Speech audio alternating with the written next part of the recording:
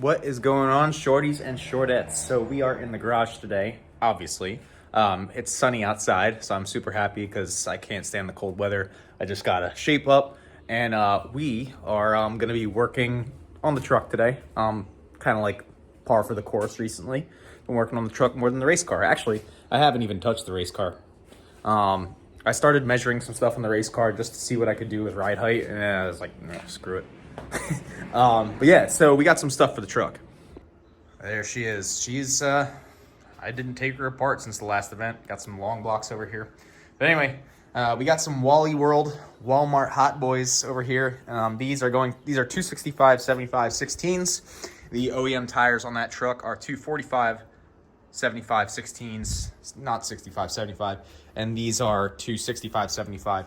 So we have new tires. That's great, but the stock wheels on that truck are pretty nasty. They are the stamped steel wheels. It is a work truck, so it came with work truck things. So we have these. Again, this guy's name comes up a lot in my content, but Nathan Bookbinder, guy is a saint. I gave him a K20A3 motor that I didn't need, and he gave me some Alcoa wheels, some PYOs. So that's awesome. The bad news about this is that they are pretty corroded and crusted up. So I did some research. Originally what I wanted to do was I wanted to clear coat them, but when I started looking into the research, it seemed like it would just be easier to polish them. So with that being said, we are not going to clear coat them. I do have 2K clear I could use on these, but I'm not going to. Instead, I've had this metal polish for like 11 years. I'm not even joking. It's been sitting in, I got it from like a chemical plant that I used to, no, I've had it for probably 15 years. I got it at a power plant that I used to work at when I was interning as an engineer. And I still had it. Someone in the parts room was like, hey, do you want this? And I was like, I guess. So we got that. We got the Meguiar's polish if that doesn't work. And then we have paint and epoxy remover. So that's going to be used to remove all of the clear coat off the wheels. So we didn't have to spend any money on that. But I spent about $80 on various things from Harbor Freight, some of which I will be using for this project. And it's just basically sanding supplies. So we're going to start out with something like a 220 grit, maybe if we need to, on the really badly corroded stuff, like right here, and then work our way up to like a 1200 wet sand grit. And then polish. I have some polishing compound and I have a drill. The other thing we need to do is we need to strip these bead seats because as you can see, there's a ton of corrosion and clear coat peeling. And what that does is it allows air to leak out. And when you have a tire, air is usually good. Usually good. I don't think it's ever not, but whatever. Anyway, YouTube, don't pick me apart. I'm just out here living life. So I got my first wheel up on the bench, and the first thing that I had to do was remove these valve stems. They were a real pain in the butt. The rubber was attached to the aluminum, and I couldn't get it free, so I was using pliers and vice grips. But after getting the valve stems removed, I started applying some of the clear coat stripper. Little did I know I would be applying much more clear coat stripper over time, much more. All right, what a pain. So the old wheel weights are really just stuck on there because they're a million years old. I don't know. So after you apply this aircraft stripper, you'll see that we have some bubbling here. It actually pulls up the clear coat. So I let this sit while I was peeling the wheel weights off of this. I have to peel the wheel weights off of these ones. This one looks pretty good, so I'm going to try to be gentle with the wheel weights on that one. But here we gotta. So all the videos I watched basically said to use a scraper. So we have two. We have a metal one and a plastic one. So we got a couple of scrapers going here. So you can see some of it's already starting to come off very slowly. Probably gonna need to add another coat, which is like to be expected, but just basically going and trying to scrape off any of the clear coat that will come up. So over here it's starting to bubble pretty good. That's good. It's a good sign. All right, the sun is out, like I said. So I've been at this for about 3 hours now. It's been taking a lot of time. The best way to do it is to pour the fluid directly onto here, onto the rim, and brush it on thick. Let it sit, and then the clear coat will start coming up. So you can see the clear coat is here. This is a shiny part of the rim. So most of it is cleaned up. We got to keep going. But so, you know, go figure. The best looking rim was the easiest to strip. So we have to keep going, but yeah, it's coming along just real slow. I had a couple neighbors walk by while I was doing this, and they said, the wheels look great. And I said, well, they're not done yet, so hopefully they look even better when they are. But as I mentioned, the best method for doing this was pouring the fluid directly onto the wheels. And eventually I ended up actually just doing this and letting them sit overnight. But I spent hours trying to strip the clear coat off these wheels. Probably would have been better to just let the fluid do more work, but this is my first time doing this, so yeah. All right, this is as good as it's gonna get. I left it sitting in the garage. Those are still sitting with stripper on there, stripper remover, aviation, whatever, paint remover. And you can see there's still some clear coat here, still some clear coat here.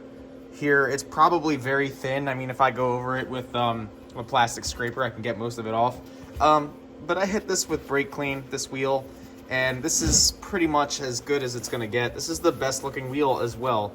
So we don't really want to be sanding this wheel too much because it is the best looking wheel. The problem is, like I said, I'm done using this aircraft stripper. It's a pain. Even when I left it on for a long time, it still didn't really do its job very well. So we're just gonna hit it with, we're gonna try and hit it with some light sandpaper first and the palm sander.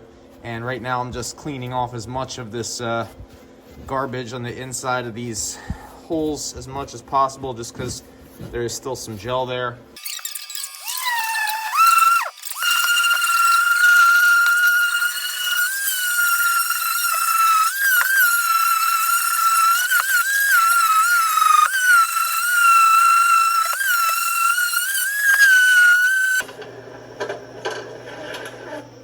All right, so we got it all sanded up.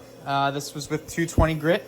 I will say that using the stripper was cool because sanding the clear coat was pretty tough.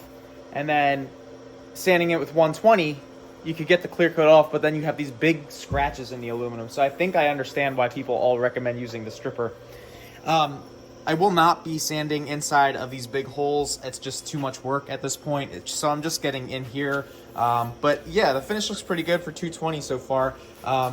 We also have to sand these beads, or where the tire would sit at, because they like to peel and then corrode. The clear coat peels and corrodes. So we're gonna sand this off as well. And then when I take it to the tire shop, there's a service bulletin for bead seed corrosion, and they say to put bead sealer here. So you just brush it on. So I'm gonna have the tire shop do that. And I'm just gonna leave the insides ugly because it's just a lot of work, all this stuff. And we're just gonna finish sanding this up. So we hit it with 220. So now we gotta hit it with lighter grits, go all the way up to 1,000 or so, do a wet sand, and then I'm gonna polish it.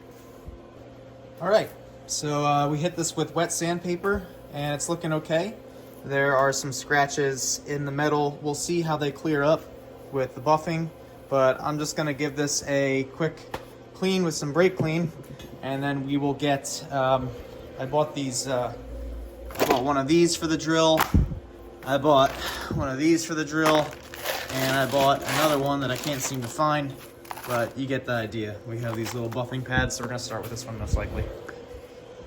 All right, boys and girls, don't judge me. I have no idea what I'm doing, but we got the drill with the buffing pad, and we got this little area here where we can see ourselves, sort of. So not too bad. I do wish it was a little bit shinier, but I mean, I'm okay if it's gonna be that, if that's it. But we ended up using this Meguiar's compound because the metal compound that I did have, the buffing compound for metals, looks like this when you pour it out. So I don't think that's gonna buff anything. So we're gonna hit it with the Meguiar's and just keep going. So using the Meguiar's polishing compound and these little buffing wheels from Harbor Freight took a long time. It took a long time. My buddy Steve Simmons reached out to me on Instagram and he was like, you need to use an actual aluminum polish. And I appreciated that advice because I spent all night doing this buffing and I didn't really get great results. All right, so you guys might be looking at this on camera and saying, wow, this looks pretty good, EJ2 Track Rat, Good job. But I'm actually not super satisfied.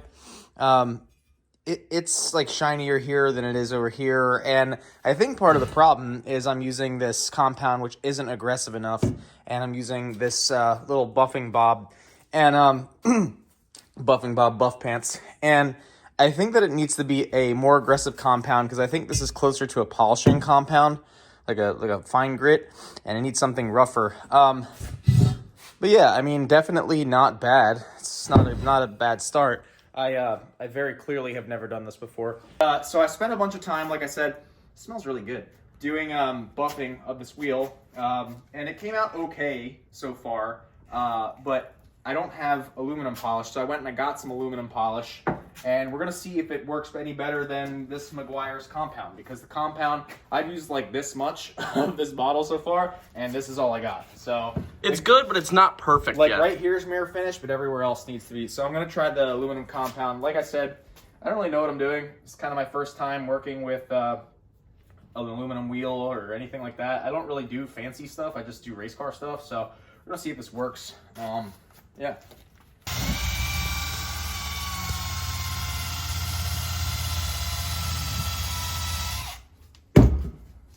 And so this just has a little more grit to it, correct? Mm-hmm. So you should get a little more polish, little more cutting action, I think, as opposed to the other stuff I was using. Does it look any better? I can't tell through the phone. It looks pretty damn good though. It's okay. Actually, it does look a little bit better. It still needs more. We're gonna be at this for a while. This sucks. This is only wheel 1. There's 3 more to go after this. As I'm cleaning it up more, it's coming out more mirror-like. See that? Nice. This stuff is actually working better. So looks like he got the right compound. Yeah, this aluminum stuff is definitely, that was way faster than the other stuff. Wow. Okay. One of my followers, Big Steve 484 on Instagram, Steve Simmons, used to race Honda Challenge with us. He actually gave me this tip to actually go get polishing compounds. So shout out Steve. Yeah, that's cleaned up great. That was great. Amazing. Yeah. All right. If I had tried to do this without proper polishing compound for aluminum and the Harbor Freight wheels that I had done earlier in the video, I would have been here for hours for one wheel, just to finish it, to get it to this point. So this wheel is by no means perfect, but it does look amazing. There's some sanding scratches here. There's some sanding scratches here. But, I mean, I'm not going crazy with it. I just want it to look good on the truck. And so it will look good. So we got one wheel done. We have 3 more to go. Kind of a pain, but I will say that this power cone from Meguiar's is extremely durable. And the Mother's polishing compound is amazing. So it looks phenomenal. And it took him all of 15, 20 minutes. Did it really take that little? I mean, time flies when you're having fun, but it felt pretty quick. Yeah. Look at this crusty mess. I love living in the Northeast. It's great. Rust Belt things, you know? I love living up here. Just Rust Belt things. Lots of people, lots of rusty cars, always cold and rainy and dark, and but we have lots of jobs. Yeah. We work and we suffer and we get things like this. All right, so we hit this with a 1000 grit, and while there are some areas that might not clean up with polishing, it looks good for the most part, and it feels pretty smooth by hand. So I'm gonna hit it with the power cone, the Meguiar's power cone, and it should all come out hopefully. But we'll see. Yeah, so this was the worst wheel, covered in corrosion. You can still see remnants of the pitting, but yeah, should be done soon. All right, y'all. So we have 2 wheels finished. So we got this one, and then we got that one. That one. We have 1 to go. Well, we have 2 to go. We're on one of them right now. And so I tried doing sanding, heavy grit to get rid of corrosion, pitting on one wheel. I did not like that method. Lots of scratches. Then I tried to use a steel wire brush on a drill. Didn't like that method, left a lot of gouges.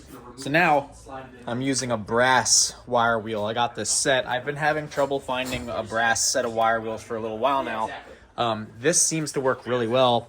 Not a lot of heavy gouges in here, which is great, and it seems to be removing the corrosion pretty well. So I think the brass one was the way to go. Brass is a little bit softer, than steel. So when you use the brass wire wheel, it's closer to finishing work. So yeah, we got 2 wheels that look good. We're gonna try and clean up the pitting on this wheel, and hopefully this one comes out good too. All right, so we are on this last wheel, the last of last wheels. Thank God, this has been a terrible project.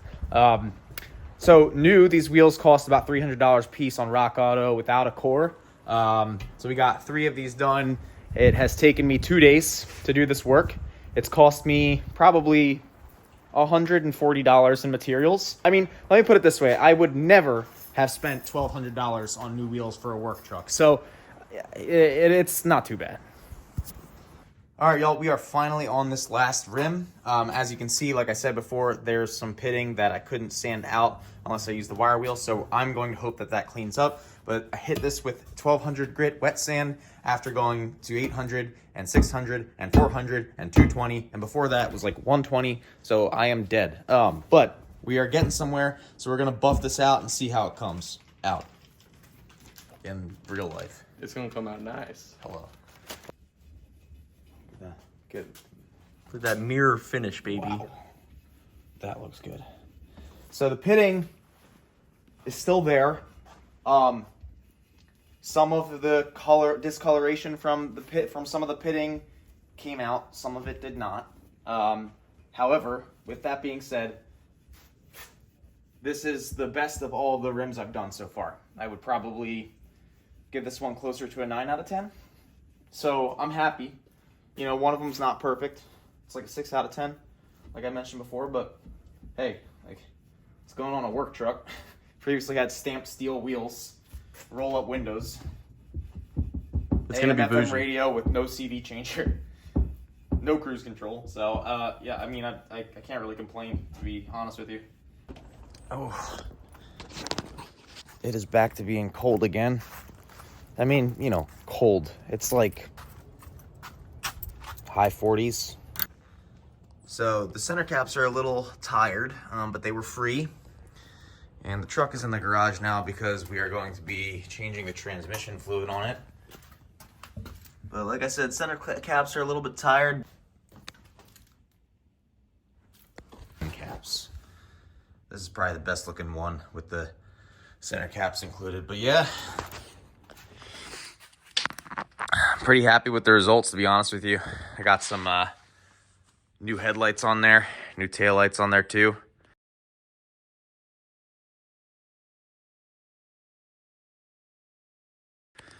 But yeah, so old work truck, and just getting it to be a reliable tow rig, y'all. Again, would I have spent $1,300, $1,200, or even, let's call it $1,000 or $800 if I could have on new wheels for a work truck? No, never in my life. You know why? Because I'm cheap. But that's why they call me Track Rat, because I'm cheap, like a rat. Ignore me. Anyway, y'all, thanks for watching. Like, share, and subscribe. Peace.